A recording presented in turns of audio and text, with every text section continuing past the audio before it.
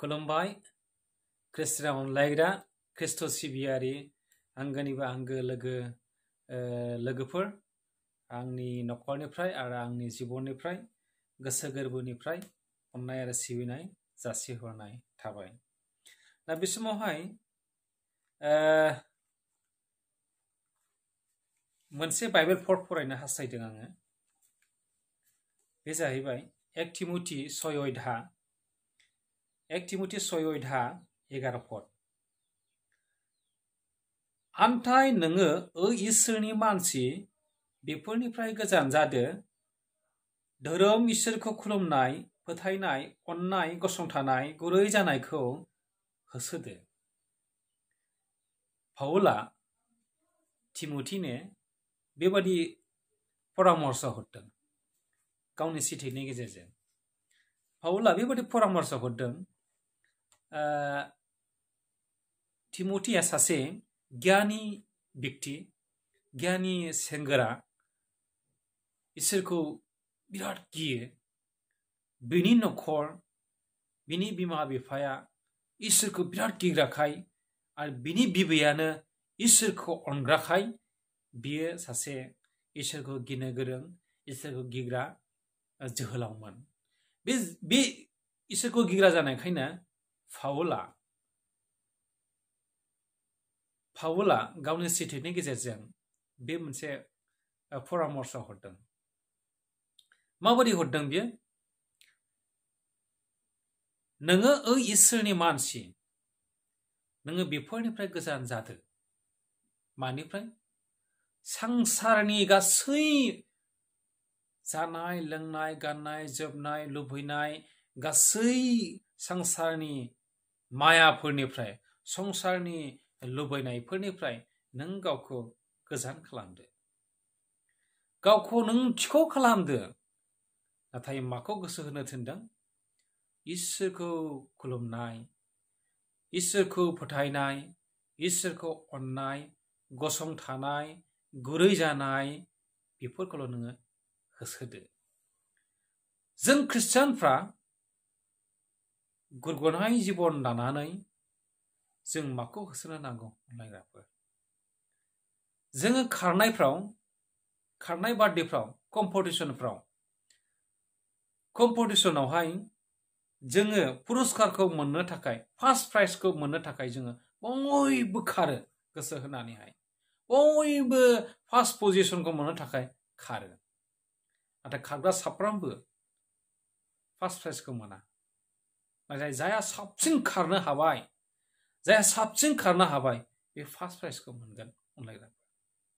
First प्राइजखौ मोनो। नाथाय जायफ्रा खारनो हायाखै बिसोर पुरस्कारनि मोखांखौनो नुहैया आरो बिसोर पुरस्कारखौनो मोना अनलायग्रा।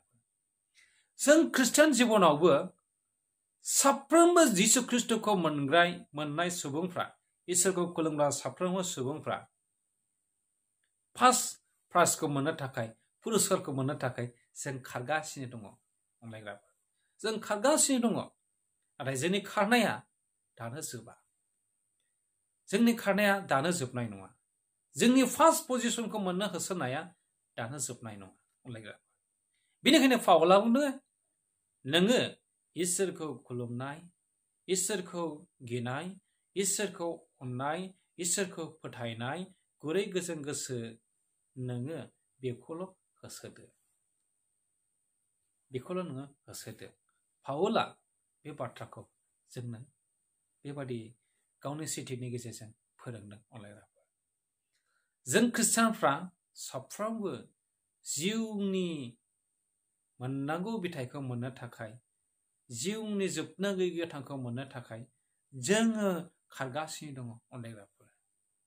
जोङो खारगासिनो दङ सोरगो रायजोखौ मोननो थाखाय, जिउनि जोबनो गैयै गोथांखौ मोननो थाखाय जों साफ्रोमबो फार्स्ट पजिशनखौ मोननो थाखाय खारगासिनो दङ। नाथाय नोङो जिउनि खारनायखौ जुदि खाराखैब्ला, नोङो जुदि हान्थियाखैब्ला, नोङो पुरस्कारखौ मोननाय नङा। बेनिखायनो नोङो पुरस्कार मोननो गोसो होदो। नोङो पुरस्कार मोननो गोसो होदो। नोङो खारदो। नोङो खारदो सोरगो रायजोआव जोबनो गैयै गोथांखौ मोननो हागोन जों। नाथाय अनलायग्राफोर गोबां ख्रिस्टियानफोर दङ, गोबां इसोरखौ मोननाय मानसिफोर दङ। इसोरखौ मोननाय मानसिफोरनि गेजेरावबो बेबादि माने पुरस्कारखौ मोनगोन मोना, मोनगोन मोना जिउनि हान्थिग्राफोरबो दङ अनलायग्राफोर। दानि आथिखालनि बाजारफोराव जेरै मोनफ्रोमबो मुवाफोरखौ जों बाजाराव बायनो थाङोब्ला बाजारफ्राव मोनसे जों सोङो quality best quality, quality best quality. साफ्रोमबो सुबुंफ्रा क्वालिटि आरो बेस्ट क्वालिटि बुस्थुफोरखौ मिथिसै। दा बेनिखायनो साबसिन जिनिसखौ मोननो थाखाय जोङो साबसिन बुस्थुखौ जों मोनो जाहाथे बेखौल' जों गोसो होयो। मोनफ्रोमबो मुवाखौ जों जेरै साबसिनखौ मोननो लुबैयो, थिग बेबादिनो नोंनि ख्रिस्टियान लाइफआव सानफ्रोमबोनि जिउ खांनायाव, सानफ्रोमबोनि जिउ खांनाय जिउआरि दिङारि जावनायावहाय मोजांखौ मोननो लुबैनांगौ।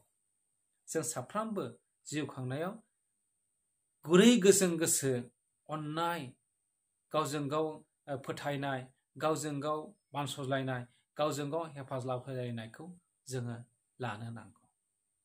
जों साफ्रोमबो बेस्ट क्वालिटि जिबन दानो नांगौ। ख्रिस्टियानफ्राबो बेस्ट क्वालिटि फार्स्ट प्राइजखौ मोननो जोङो होसोनो नांगौ। साफ्रोमबो ख्रिस्टियानफ्रा जोंनि खारनायखौ, गाव गावनि खारनायखौ खारबाय थानांगौ, जोंनि होसोनायखौ होसोबाय थानांगौ। जोङो फार्स्ट प्राइजखौ मोननो थाखाय जोङो खारगासिनो दङ। बेनिखायनो जों साफ्रोमबो उनजों नायफिनालासिनो जों गाव गावनि पुरस्कारखौ, गाव गावनि प्राइजखौ जों जाहाथे मोनो। बेनि थाखायनो बे बाथ्रायावहाय पाउला बुंदों, नोङो इसोरनि मानसिफोर, नोङो इसोरनि बिसाफोर, नोङो ख्रिस्ट'नि बिसाफोरब्ला नोंनि मोननांगौखौ नों गोसो होदो, नोङो खारदो, नों जेखौबो नोङो उनजों दा नायफिन, नोंनि मोननांगौखौल' नोङो होसोदो। अब्ला नोङो साबसिन पुरस्कारखौ मोनगोन। नोङो साबसिन पुरस्कारखौ मोनगोन। औ, जों साफ्रोमबो मोजां पुरस्कारखौनो मोननो लुबैनांगौ अनलायग्राफोर। अब्ला इसोरा जोंनि न'खर, जोंनि जिबन, जोंनि बिसा बिसौ खांनाय, जोंनि न'खरफ्राव, जोंनि समाजाव, जोंनि मण्डलिफ्राव जोङो साबसिन बोर होगोन अनलायग्राफोर।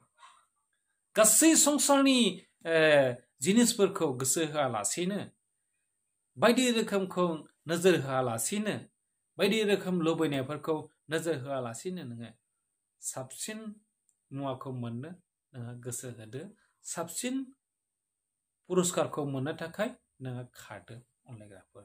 इसोरा बे बाथ्रानि जुगिदि जों बयखौबो बोर होथों। जिसु ख्रिस्ट'नि मुङै आमेन। गोजोन्थों।